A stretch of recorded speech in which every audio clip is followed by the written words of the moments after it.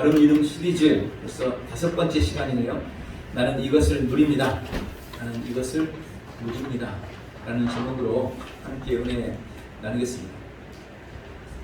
바른 믿음을 가진다는 것, 바르게 알고 바르게 깨닫는다는 것이 얼마나 중요한지 계속해서 지금 말씀을 드리고 있습니다. 지난주까지 나는 구원받았습니다. 또 복음이란 무엇인가, 복음으로 구원받은 나는 누구인지, 그런 부분에 대해서 함께 은혜를 나누고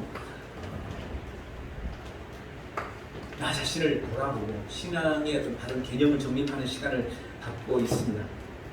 다시 한번 상기해보면 원래 인간은 하나님의 형상으로, 하나님의 영으로, 하나님의 생명으로 창조되었습니다. 그리고 하나님이 창조한 모든 세상을 다스리는 자, 통치자로서 왕노릇했습니다. 그러나 사탄의 속임수로 인해서 하나님의 선하심을 의심하고 그 마신 선악과를 따먹음으로 인간은 하나님의 생명을 잃고 죽게 되었습니다. 그 죽음은 영적인 죽음이었고 영혼이 죽으니 육체도 결국 이 땅에서 소멸되어집니다. 그리고 땅은 저주를 받고 인생은 불행과 저주의 삶을 살게 되었습니다. 그런 인생을 주님은 긍휼히 여기셨습니다. 그래서 예수 그리스도를 약속하셨고 약속하신 예수님이 이 땅에 오셨습니다. 그리고 십자가를 지시고 십자가에서 죽음과 부활을 통하여서 우리 인생을 위한 모든 구속을 완성하셨습니다. 주님이 우리를 속량해 주시는 것입니다. 그리고 이제 누구든지 그 예수님을 믿고 그 이름을 부르며 마음으로 믿고 입으로 시인하는 그 사람에게는 하나님의 자녀가 되는 권세를 주셨고, 예수님을 믿고 시인하는 그 사람은 새로운 피조물이 되었다라는 말씀을 드렸습니다. 그리고 이제 믿는 우리, 거듭난 우리는 누군가, 우리가 어떻게 되었는가, 이것을 2시간에 걸쳐서 말씀을 드렸어요. 나는 새로운 피조물이고 내 안에는 하나님의 본성과 생명이 있고, 그리고 나는 하나님의 의로 말미암아 의로워졌다. 나는 죄로부터 깨끗해져서 죄와 상관없는 인생이 되었다. 나는 어둠의 권세로부터 완전히 해방되었으며 성령님께서 지금 내 안에 거하고 계십니다. 그리고 나는 하나님의 상속자야, 하나님의 유업을 이을 자다. 여기까지 말씀을 나눴습니다. 여러분은 지금 어느 자리에 있습니까? 어느 위치에 있습니까? 물론 우리가 아담과 하와의 지으셨던 창조 때에는 있지 않죠. 아담과 하와의 범죄 이후 타락한 인생으로 우리가 이전에는 삶을 살았죠. 그러나 2000년 전에 예수님께서 오셔서 구속하신 그 구속 때문에 예수님을 믿는 그 순간 우리는 완전히 새로운 존재로 거듭났습니다. 다시 태어났습니다. 이 태어남, 이 거듭남, 엄마 뱃속에 들어갔다 나온 것이 아니고 하나님 안에서 거듭났다라고 말씀하십니다. 지금 나는 새로운 피조물이 되어 있습니다. 그리고 내 안에는 하나님이 약속하신 온갖 은혜들이 이미 들어와 있습니다. 문제는 우리가 그런 은혜들을 얼마나 누리고 삶을 살고 있는가 하는 것입니다. 그래서 오늘은 우리 삶에서 새로운 피조물이 된 내가 어떻게 그 하나님의 은혜들을, 어떤 하나님의 은혜들을 우리의 삶에서 누릴 것인가에 대해서 함께 말씀을 나누려고 합니다. 오늘 본문 로마서 5장 17절은 그렇게 말씀합니다. 한 사람의 범죄로 말미암아 사망이 그 한 사람을 통하여 왕노릇하였은즉 더욱 은혜와 의의 선물을 넘치게 받는 자들은 한 분 예수 그리스도를 통하여 생명 안에서 왕노릇한다. 여기서 그렇게 말씀해요. 더욱 은혜와 의의 선물을 넘치게 받은 자들. 여러분, 아담과 하와의 영광이 얼마나 컸습니까? 그런데 주님은 오늘날 지금 이 시대를 살아가는 우리에게 그렇게 말씀하시는 거예요. 더욱 은혜와 의의 선물을 넘치게 받은 자들이다. 우리는 예전에 구약 성경에 불기둥과 구름기둥으로 이스라엘이 인도했던 모세를 보면서, 모세를 생각하면서 그때 모세처럼 하나님의 영광을 보면 얼마나 좋을까 생각할지 몰라요. 어떤 사람은 엘리야를 생각하면서 엘리야처럼 그런 하나님의 능력을 내가 가지고 있어 얼마나 좋을까, 솔로몬과 같은 지혜가 나에게 있었으면 얼마나 좋을까, 다윗같이 하나님의 사랑을 받으면 얼마나 좋을까 생각할지 모릅니다. 그러나 여러분 분명히 아십시오. 우리는 그들보다 더욱 은혜와 의의 선물을 받은 사람들입니다. 우리는 그들보다 더욱 은혜와 의의 선물을 받았어요. 그들은 오지 않을 예수님을 믿음으로 바라보고 믿었지만 우리는 이미 이 땅에 오셔서 나를 위해서 완전한 구속을 이루신 그 예수님을 믿고 있는, 그리고 그분을 지금 우리 안에 모시고 사는 존재인 것입니다. 그러니 그 은혜와 그 의의 선물이 얼마나 큰지를 우리가 분명히 깨달아야 합니다. 그리고 주님이 그 구속을 이루신 그 구속, 그 구원을 우리의 삶에서 누려나가야 하는 것입니다. 그래서 오늘 좀 반복되는 부분이 있지만 우리 삶의 현장에서 우리가 누려야 할 진리들이기 때문에 바르게 개념을 정립하고 정확한 개념을 깨닫는 복된 시간으로 함께 은혜를 나누기를 원합니다. 자, 우리가 무엇을 누릴 것인가? 첫 번째, 나는 의인입니다. 나에게는 정죄함이 없습니다. 바로 이 은혜를 우리는 삶에서 누려야 합니다.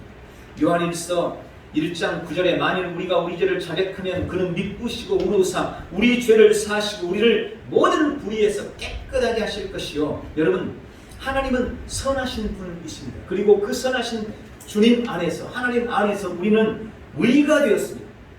주님은 우리가 의로 태어났다고 말씀하고 있습니다. 그런데 우리가 의로 태어났음에도 불구하고, 우리가 의가 되었음에도 불구하고 여전히 우리 삶의 자리에서 잘못을 저지를 수 있어요. 그것이 사실은 우리가 인생을 살아가면서 신앙생활 하면서 겪는 딜레마이기도 합니다. 그런데 우리가 뭔가를 잘못해도 그것은 하나님 아버지와 아들된 나와의 관계에서의 문제입니다. 이 말을 여러분이 잘 이해하셔야 됩니다. 이게 무슨 의미냐면 나의 잘못이나 나의 실수로 인해서 나의 실수가 사탄에게 나를 정죄할 정죄거리가 될 수 없다는 말입니다. 내가 비록 이 땅을 살아가면서 성도의 신분을 가지고 어떤 죄를 짓거나 잘못을 저질러도 그것 가지고 사탄이 더 이상 나를 정죄할 수 없는 존재가 바로 나다. 그런 의미입니다. 여러분, 내가 죄를 지어도요 사탄이 나한테 와가지고 야, 너 죄인이잖아 정죄할 수 없는 거예요. 그게 진리입니다. 그럴 수 없는 존재입니다. 예를 들면 이렇게 설명해드릴 수 있어요. 제가 밖에 나갔다가 집으로 들어가는데 우리 집 앞에 지금의 우리 애들이 다 컸지만 우리 아이가 어린 아이가 옆집 아저씨한테 혼이 나봅니다. 옆집 아저씨가 뭐라고 우리 애를 혼을 내고 심지어 막 꿀밤까지 먹이면서 우리 얘를 혼내고 있는 겁니다. 그걸 쫓아가가지고 아니 무슨 일이냐고 물어봤어요. 아니 왜 우리 애를 혼내고 있냐고 물었어요. 그랬더니 이 아저씨 하는 말이 글쎄 이 애가 이 자전거를 당신 자전거를 망가뜨려가지고 다 고문을 한대라고. 그래서 내가 혼내고 있다. 이러는 거예요. 그럼 그때 저는 그 옆집 아저씨한테 그렇게 얘기했거든요. 아저씨, 이 자전거는 내 자전거입니다. 그리고 이 애는 내 애입니다. 우리 애입니다. 내 자전거를 우리 애가 망가뜨려 놨다고 왜 당신이 혼을 냅니까? 당신은 우리 애를 혼낼 어떤 권리도 가지고 있지 않습니다. 이건 내 거고 이것을 망가뜨리는 이 아이는 내 아들이기 때문입니다. 이런 거예요.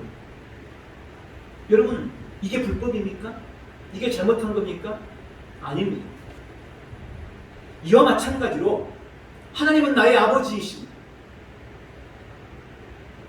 나는 하나님의 자녀입니다.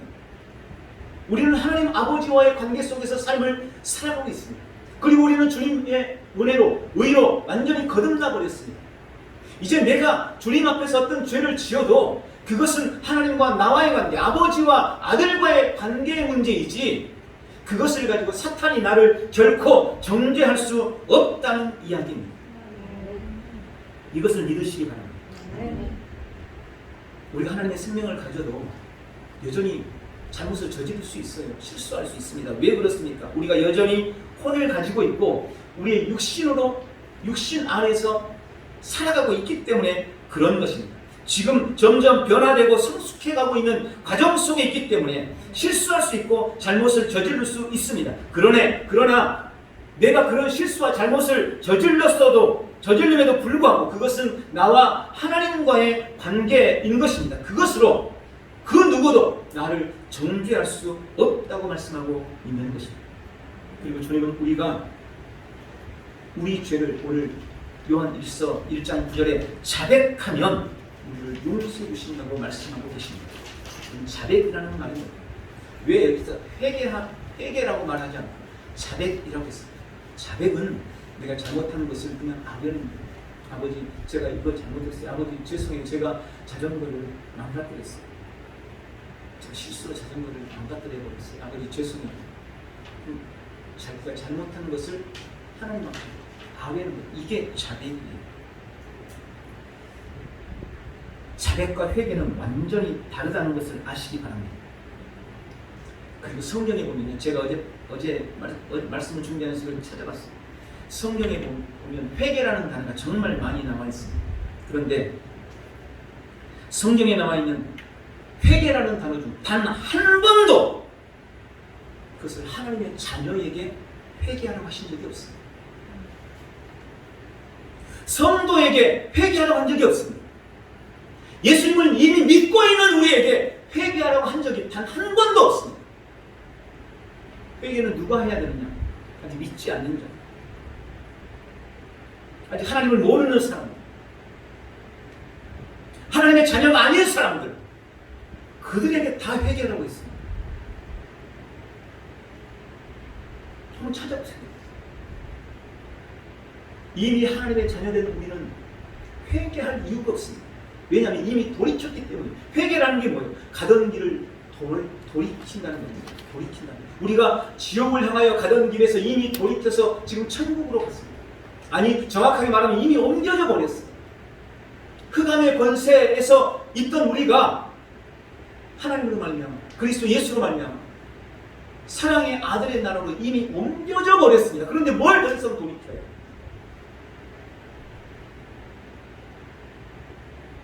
우리는 회개하는 사람들이 아니에요. 자백하는 사람들. 우리는 이미 회개되는 사람들. 그래서 성경에 믿는 우리에게는 회개하는 말이 없어요. 자백하는 것. 자백한다는 말은 자신의 잘못을 고백하는 것, 말하는 것. 우리는 율법 시대의 이스라엘과 같지 않습니다. 그들은 정죄를 받을 수밖에 없는 존재였어요. 왜냐하면 죄의 본성을 가지고 있었기 때문에. 그들은 죄의 본성을 가진 사람들이었어요. 그래서 철저하게 회개하지 않으면 하나님 앞에 설 수가 없었어요. 깨끗하게 죄를 씻음받고 철저하게 회개해야만 하나님 앞에 나갈 수가 있었습니다. 그러나 우리는 정죄함이 없는 생명으로 다시 태어나버린 존재입니다.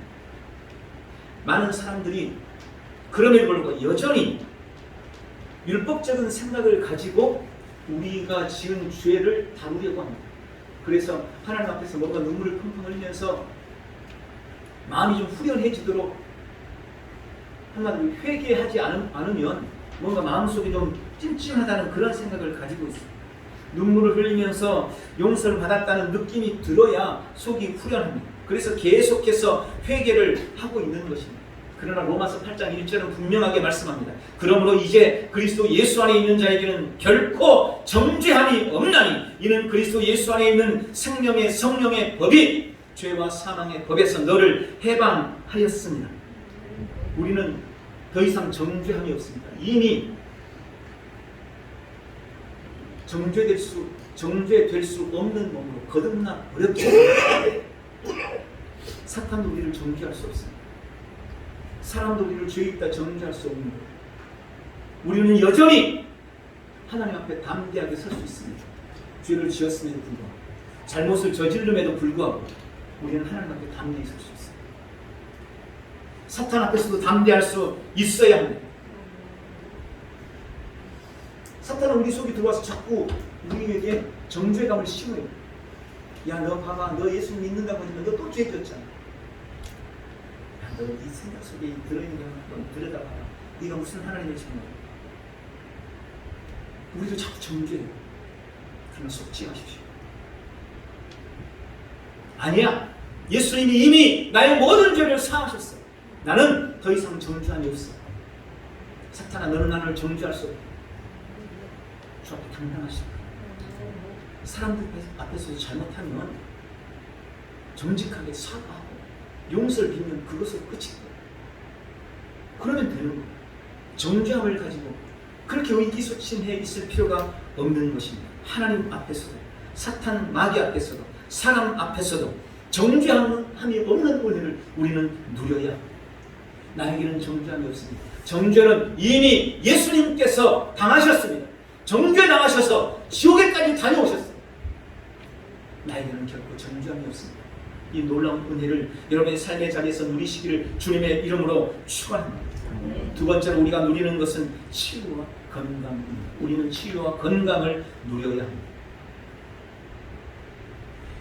우리 삶에 떼려야 뗄 수 없는 문제가 바로 이 질병의 문제입니다. 이제 이 건강에 대해서도 우리는 분명하게 알고 확신해야 합니다. 이사야서 53장 5절에 그가 찔림은 우리의 허물 때문이요 그가 상함은 우리의 죄악 때문이라. 그가 징계를 받음으로 우리는 평화를 누리고 그가 채찍에 맞음으로 우리는 나음을 받았도다. 예수님은 이 약속을 십자가에서 성취하셨습니다. 그리고 베드로전서 2장 24절에서는 그 성취에 대해서 이렇게 말씀하십니다. 친히 나무에 달려 그 몸으로 우리 죄를 담당하셨으니 이는 우리로 죄에 대하여 죽고 의에 대하여 살게 하려 하십니다. 그가 채찍에 맞음으로 너희는 나음을 얻었나니. 여러분, 약속하실 때도 우리의 질병에 대해서 주님이 말씀하셨어요. 그리고 성취하시고 나서도 예수님은 우리의 질병에 대해서 약속하십니다. 또 말씀하십니다. 그만큼 우리의 건강 문제, 우리의 질병의 문제가 우리의 삶의 자리에서 큰 영향력, 비중을 가지고 있고 하나님께서도 우리의 건강을 매우 중요하게 여기신다는 것을 우리는 이 말씀을 통해서도 발견할 수가 있는 것입니다. 성경에 보면 모든 사람이 취되어 건강한 것은 하나님께 매우 중요한 일이었습니다. 그리고 예수님은 십자가와 부활로 우리의 건강의 문제, 질병의 문제를 완전히 해결해 버리셨습니다. 죄의 문제를 해결하신 것처럼, 우리의 지옥의 문제를 해결하신 것처럼 우리의 질병의 문제도 주님이 해결하셨다는 것을 믿으시기 바랍니다. 이 부분에 대해서 여러분이 분명히 확신하셔야 됩니다. 근데 우리가 자꾸 병들어요. 그리고 병들었을 때 우리는 자주 그렇게 기도합니다. 하나님의 뜻이라면 나의 병을 좀 고쳐주십시오. 그나마 그게 우리는 잘하는 기도라고 생각하죠. 하나님의 뜻이라면 나 좀 고쳐주십시오. 그런데 여러분, 우리가 이렇게 기도하는 이유 중에 한 가지는 이 질병을 하나님이 나에게 주시는 것이다. 그리고 그렇게 하나님이 질병을 우리에게 주신 이유 중에 한 가지는 우리에게 뭔가 깨달음을 얻게 하시는 거예요. 고난이 우리의 삶에 찾아오는 것을 허용하시는 것처럼 질병도 우리가 뭔가 좀 깨닫게 하려고 하나님이 나에게 주신 것이다 라고 생각하기 때문에 그렇습니다. 그런데 여러분 분명히 아십시오. 그것은 새빨간 사탄의 거짓말입니다. 상식적으로도 어떤 부모도 자녀를 깨닫게 하기 위해서 질병을 허락하는 부모는 없을 것입니다. 주님은 자녀된 우리에게 깨달음을 주려고 절대 우리에게 나쁜 것을 주시는 분이 아니십니다. 절대 그러실 수 없습니다. 왜요? 그분은 본성상 선하신 분이시기 때문에 그렇습니다. 모든 사람이 치유되고 건강한 것은 하나님의 분명한 뜻이며 주님은 이미 나의 치유를 위해 채찍질을 당하셨습니다. 그러니 주님의 뜻이라면 나의 병을 치료해 주십시오. 그렇게 안 하셔도 돼요. 여러분이 치유받는 것은 이미 주님의 뜻입니다. 확신하시면 됩니다. 그리고 주님은 나의 질고와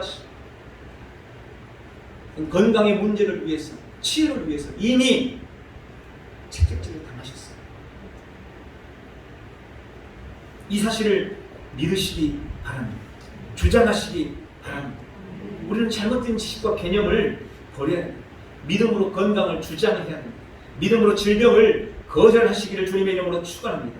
그리스도께서 모든 저주에서 나를 갖추고 되사왔기 때문에 그때 나는 온전히 치유받았습니다. 나는 어떤 질병도 이기는 신성하고 불멸한 생명을 내 안에 가지고 있음을 믿으시기를 바랍니다. 로마서 8장 11절에 예수를 죽은 자 가운데서 살리신 이의 영이 너희 안에 거하시면 그리스도를 죽은 자 가운데서 살리신 이가 너희 안에 거하시는 그의 영으로 말미암아 너희 죽을 몸도 살리시리라. 예수님을 살리신 그리스도의 영이, 하나님의 영이, 성령이 지금 우리 안에 거하십니다. 그 성령님은 나의 죽을 몸도 살리시는 영이십니다. 이 사실을 확신하시기 바랍니다. 내 안에서 생명으로 역사하는 하나님의 영은 나의 죽을 몸을 살립니다. 부활의 생명, 죽은 자를 살리신 하나님의 생명이 지금 내 안에 흐르고 있습니다. 그러므로 참 믿음으로, 그리고 바른 고백과 바른 믿음의 선포로 모든 질병의 자리에서 걸어 나오시기를 예수님의 이름으로 축원합니다. 증상에 속지 말고, 현상에 속지 말고, 통증에 속지 말고 자꾸 믿음으로 거절하세요. 그게 내가 할 일입니다. 믿음으로 거절합니다. 건강을 주장합니다. 내가 할 수 있는, 내가 해야 됩니다. 바로 그것입니다. 세 번째, 우리가 누려야 될 것, 나는 번영하고 형통합니다. 부요는 나의 것입니다. 고린도서 8장 9절, 우리 예수 그리스도의 은혜를 너희가 알거니와 부요하신 이로써 너희를 위하여 가난하게 되심은 그의 가난함으로 말미암아 너희를 부요하게 하려 하십니다. 주님이 베푸신 여러 가지 은혜들이 있습니다. 바울은 그 은혜들을 쭉 상기시키면서 예수님이 가난하게 되신 이유가 바로 너희의 부요함 때문이다, 부요함을 위해서다 라고 말씀하고 있습니다.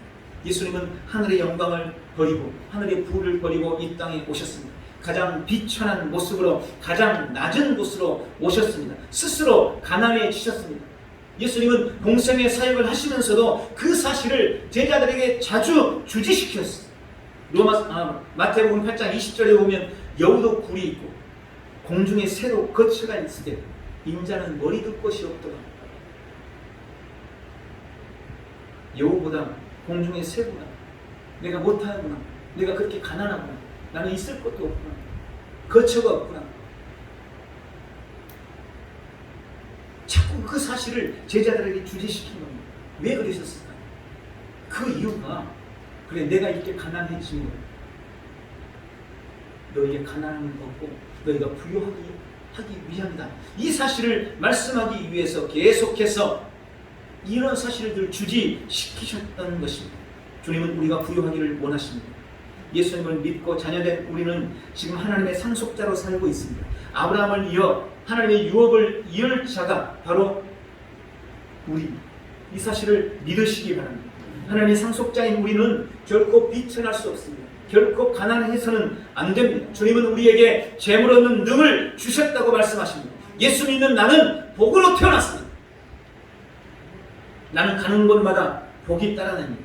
나는 축복의 통로입니다. 나를 만나는 사람은 나 때문에 잘 될 것입니다. 나 때문에 우리 가정이 잘 되고, 나 때문에 우리 교회가 잘 되고, 나 때문에 우리 회사가 잘 되고, 나 때문에 내 직장이 잘 되고, 이것이 우리에게 주신 하나님의 약속입니다. 그럴 수밖에 없는 존재입니다. 당연히 그래야 합니다. 나는 주 안에서 번영하고 늘 형통합니다. 이 사실을 날마다 주장하고 아침마다 이것을 묵상하시기 바랍니다. 주님, 오늘 내가 가는 곳마다 잘 되게 될 줄 믿습니다. 내가 복으로 태어났기 때문입니다. 나는 축복의 통로입니다. 나를 만나는 사람들은 나 때문에 행복할 겁니다. 이것이 여러분의 고백이 되어야 합니다. 나는 주 안에서 번영하고 늘 형통합니다. 다만 내가 형통해야 할 이유, 내가 번영하는 삶을 살아야 할 명분과 이유를 하나님 앞에서 명확하게 하시기 바랍니다. 여러분, 상속자가, 우리가 상속자라고 말씀드렸는데 언제 상속을 받습니까? 우리가 상속을 받을 만한 만큼 성장하고 성숙할 때입니다. 아무리 자녀라도 어린 아이에게는 많은 것을 맡길 수 없습니다. 주지 않습니다. 성숙할 때까지 기다리는 겁니다. 그때 맡기는 겁니다. 여러분, 내가 나에게 주신 물질을 가지고, 나에게 주신 건강을 가지고, 나에게 주신 부유함과 형통을 가지고, 나의 욕망과 이기심을 채우고 나만을 위해서 살고, 그런 마음, 그런 생각을 가지고 살아간다면 주님이 우리에게 맡겨주신 엄청난 상속이 나에게 있다 할지라도 그것을 우리에게 금방 맡길 수가 없는 거예요. 그래서 우리가 형통해야 될 이유, 내가 은혜를 유업으로 받아야 할 이유, 이 부분에 대해서 명확하게 해야 한다는 것입니다. 주님, 나는 내게 주신 물질로 나의 배를 배불리지 않겠습니다. 죄 짓는 데 쓰지 않겠습니다. 내 집, 내 자녀만을 위해서 쓰지 않겠습니다. 영혼을 살리는 데 쓰고 주의 나라와 영광을 위해서 내게 주신 은혜와 축복과 부요함을 주를 위해서 사용할 것입니다. 이런 결단과 결심이 우리에게 있어야 합니다. 그래서 물질을 주십시오 라는 기도보다 주님이 주신 부요함과 형통함으로, 주님이 주신 번영함과 번성함으로 나는 주님의 나라를 세우겠습니다. 주님 영광을 위해서 하겠습니다. 영혼을 건지는데 그것을 쓰겠습니다. 이런 고백이 우리의 고백이 되어야 하는 것입니다. 그런 분명한 목적을 가지고 번영과 부요함을 주장하고 누리시기 바랍니다. 우리 마음으로부터 가난함을 벗어버리시기 바랍니다. 부족함이 없는 은혜는 성도가 누리는 매우 당연한 축복입니다. 번영하고 형통한 복, 부유한 은혜는 새로운 피조물인 우리가 이미 가지고 있는 은혜입니다. 그리스도 예수 안에는 지혜와 지식의 모든 부하가 감추어져 있느니라. 그 예수님이 지금 내 안에 거하시고 계시다는 사실을 기억하시기 바랍니다. 믿음으로 이 놀라운 은혜를 누리는 복되고 귀한 성도들 되시기를 바랍니다. 네 번째로는 나는 매사에 승리합니다. 요한일서 4장 4절에 자녀들아 너희는 하나님께 속하였고 또 그들을 이기었나니 이는 너희 안에 계신 이가 세상에 있는 자보다 크심이라. 우리는 하나님께 속했습니다. 세상 사람들은 마귀에 속해 있습니다. 예배서 2장에 보면 세상 사람들은 죄와 저주에 묶여서 본질상 진노의 자녀로 살고 있다고 말합니다. 그러나 우리는 하나님께 속했을 뿐만 아니라 사탄 마귀를 이긴 자가 되었다고 말씀합니다. 예수님이 부활하심으로 그 부활의 생명이 우리에게 있으므로 우리는 그들을 다 이기었다는 것입니다. 우리는 이기기 위해서 이제 애쓸 필요가 없습니다. 이긴 자라는 인식과 태도를 갖는 것이 중요합니다. 그런 인식의 변화, 태도의 변화를 위해서 우리는 하나님의 말씀을 바르게 알고 그 말씀을 우리 심령에 날마다 새겨야 합니다. 주님은 계속해서 너는 이미 이겼다, 너는 이미 승리자다 라고 말씀하시는데 주님 제발 이기게 해주세요. 이겨야 돼요. 난 맨날 지고 있어요. 이렇게 고백하고 있으면 안 되는 거예요. 요한일서 5장 4절에 무릇 하나님께로부터 난 자마다 세상을 이기느니라. 세상을 이기는 승리는 이것이니 우리의 믿음입니다. 여러분 세상을 이긴 사람이 누굽니까? 여기 보니까 하나님께로부터 난 자, 하나님께로부터 태어난 사람. 우리는 다 하나님께로부터 태어난 새로운 피조물이에요. 그러니 당연히 내가 세상을 이긴 자인 것입니다. 우리가 하나님 뱃속에 다시 들어갔다 나와서 하나님으로부터 태어난 게 아니에요. 그럼 우리가 어떻게 하나님으로부터 태어났습니까? 베드로전서 2장 1장 23절에 이 부분을 분명하게 가르쳐줍니다. 너희가 거듭난 것은 썩어질 씨로 된 것이 아니요 썩지 아니할 씨로 된 것이니 살아있고 항상 있는 하나님의 말씀으로 되었느니라. 여러분 우리가 거듭난 것은 말 그대로 하나님 뱃속에 다시 들어갔다가 나와서 하나님으로부터 났다는 말이 아니고 하나님의 말씀으로 말미암아 거듭났다라고 말씀하고 계시는 것입니다. 우리는 하나님의 말씀으로 말미암아 거듭났고 그렇게 하나님으로부터 난 자는 세상을 이긴다 라고 말씀하십니다. 어떻게 이깁니까? 그 승리는 바로 믿음이다 라고 말씀합니다. 믿음이다. 우리의 믿음, 내가 가진 믿음, 이 믿음이 세상을 이기는 이김이다, 승리다 라고 말씀합니다.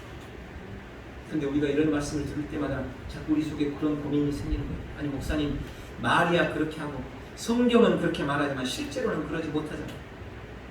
우리가 어떻게 믿음으로 세상을 이깁니까? 세상을 지배하는 것은 돈이고 권력이고 빽이고 실력입니다. 나는 돈도 없고 권력도 없고 실력도 없고 빽도 없는데 있는 거라고는 꼴랑 교회 다니는 예수님 믿는 그거 하나인데 자꾸 믿음으로 세상을 이긴다고 말만 하지 실제로 우리는 세상을 이긴 적이 없는데 무슨 믿음으로 세상을 이깁니까? 내가 믿음으로 하는 거라고는 고작 힘들고 어려울 때 참고 있냐고 견디는 것, 주 앞에 울고 불며 견뎌내는 것, 이것 말고는 무슨 믿음이 세상을 이깁니까? 여러분 우리는 그렇게 생각할 수 있어요. 이해합니다. 저도 그랬던 것 같아요. 믿음으로 세상을 이긴다고 말하면서도 그 믿음 가지고 그냥 견디는 거예요.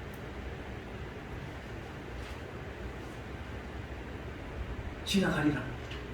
이 또한 지나가리라. 그러면서 버티고. 물론 그것도 큰 일이었을 겁니다. 그러나 우리의 이기는 그런 것이 아닙니다. 여러분, 이 세상은 보이는 것으로 말미암아 된 것이 아니라고 성경은 말씀합니다. 보이지 않는 것으로 말미암아 온 세상은 창조되고 시작되었습니다. 그래서 성경은 말씀하시기를 우리가 주목해야 되는 것은 보이는 것이 아니고 보이지 않는 것이다. 우리가 주목하는 것은 무슨 말이에요? 바라보는, 쳐다보는, 똑바로 볼 것은 눈에 보이는 이 땅이 아니고 눈에 보이는 물질적인 세계가 아니고 눈에 보이지 않는 세계, 눈에 보이지 않는 것을 똑바로 주목하라는 거예요. 여러분 가만히 생각해 보십시오. 눈에 보이는 이 세상은 보이지 않는 세상의 아주 작은 일부분에 불과해요. 여러분 왜 안 보이는 줄 아세요?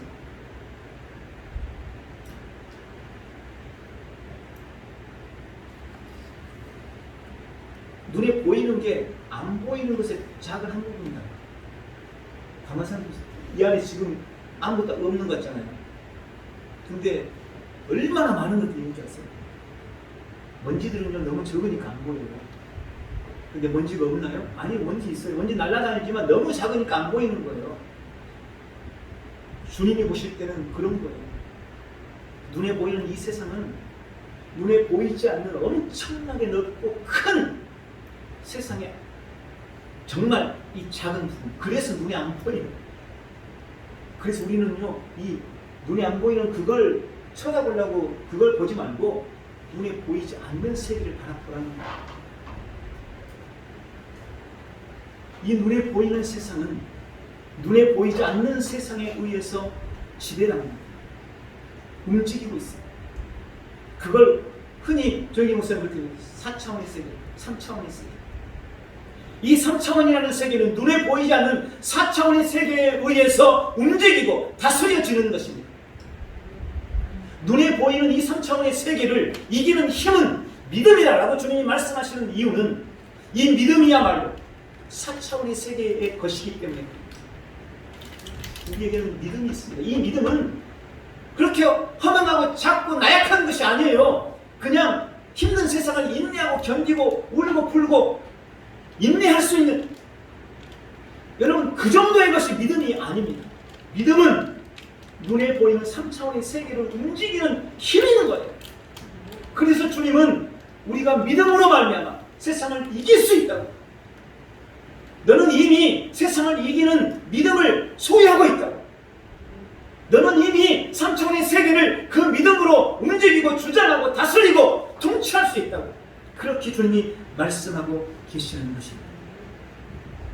눈에 보이지도 않고 만질 수 없는 4차원의 하나님은 온 땅을 다스리고 계시는 것처럼 눈에 보이지 않지만 이 믿음이라는 것이 3차원의 내가 사는 이 세상을 움직이는 힘이라는 사실에 대해서 확신하고 믿으시기를 바랍니다. 그런데 우리가 자꾸 눈에 보이는 것을 따라서 기능하고 눈에 보이는 것을 따라서 살려가기 때문에 승리의 믿음을 가지고 있음에도 불구하고 패배자로 삶을 살아가는 것입니다. 우리가 인생의 어떤 문제라도 그것을 영적인 영역에서 깨닫고 영적인 영역으로 가지고 올라가면 이 영적인 진리를 깨달으면 우리가 가진 고작 기도가 고작 믿음이 사실은 진짜 세상을 이기는 승리라는 것을 깨닫게 되는 겁니다. 그리고 세상의 문제를 바라볼 때 그냥 현실로 바라보지 마세요. 믿음으로 바라보시고. 그래서 주님이 그렇게 말씀하시는 고린도후서 5장 7절에 우리는 보는 것으로 행하는 사람입니다. 믿음으로 행하는 사람입니다. 더 넓은 것으로 더 큰 것으로. 그래서 우리는 세상을 이기는 자가 되는 것입니다. 우리가 가진 믿음이 어떠한 것을 우리가 분명히 깨닫고 그 믿음으로 말미암아 세상을 이기는 승리자들이 다 되시기를 예수님의 이름으로 축원합니다. 오늘 우리를 사랑하시는 예수님으로 인해 넉넉히 이기고 그 승리를 범사에 누리는 복된 성도들이 되시기를 바랍니다. 말씀을 맺습니다. 예수 그리스도를 믿고 거듭난 우리가 하나님의 자녀로서 이 땅을 살아가야 합니다. 주님이 내 안에 이루신 놀라운 구원의 은혜를 우리는 우리의 온 삶에서 누려야 합니다. 첫 번째, 나는 하나님 앞에서도 사탄 마귀 앞에서도 사람 앞에서도 정죄함이 없는 은혜로 삶을 살아가야 합니다. 나는 건강한 삶을 살아야 합니다. 주님이 이미 치료하셨기 때문입니다. 질병은 더 이상 나의 것이 아닙니다. 나는 부유하고 번영의 삶을 살아야 합니다. 나는 하나님의 복으로 태어났습니다. 나는 매사에 승리합니다. 주님이 주신 믿음은 3차원의 세상을 변화시키는 4차원의 능력이라는 것을 깨닫고 그 믿음으로 말미암아 날마다 세상을 이겨나가는 복된 성도들이 되시기를 바랍니다. 거듭난 내가 누구인지 그리고 어떻게 살아가야 하는지 분명히 알고 우리의 온 삶에서 이 놀라운 은혜를 누리는 복되고 귀한 성도들이 다 되시기를 축복합니다. 기도하겠습니다. 사랑하는 주님, 말씀을 통해 그리스도 예수 안에서 내가 누구인지 알게 하시고 내가 어떻게 그 구원의 은총을 누리며 살아야 할지 깨닫게 해주시니 감사합니다. 그리스도 안에서 거듭난 자로 새로운 피조물로서 하나님의 자녀로서의 삶을 살아내는 복된 성도들 다 되게 축복해 주옵소서. 바르게 알고 바르게 인식하고 바르게 고백함으로 온 삶에서 구원을 누리도록 역사해 주시옵소서. 예수님의 이름으로 기도하옵나이다. 아멘.